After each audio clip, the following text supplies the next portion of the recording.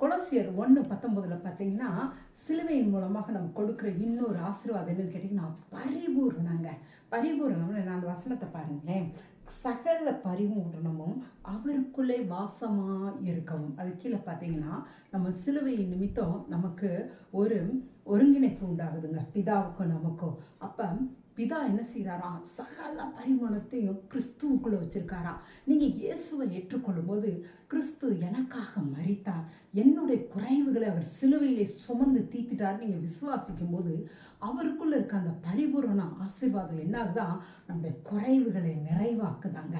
எனவே இந்த லென்த் டேஸ்ல, இந்த சிலுவை தியான நாட்கள்ல நீங்க ஆண்டவருக்கு உங்களை ஒப்பு கொடுங்க.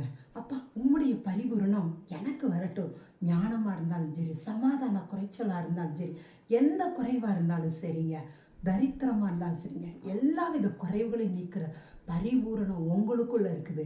எனவே உங்களை ஏற்றுக்கொள்கிறேன். நீங்க எனக்காக சிலுவையிலே அந்த குறைவை நீக்கி விட்டீங்கன்னு நான் நம்புறேன்னு சொல்லுங்க. ஏசப்பா தாங்கிட்ட இருக்க அந்த பரிபூரணத்தினால் உங்களை நிரப்புறத பாருங்க. தேங்க்யூங்க. God bless you.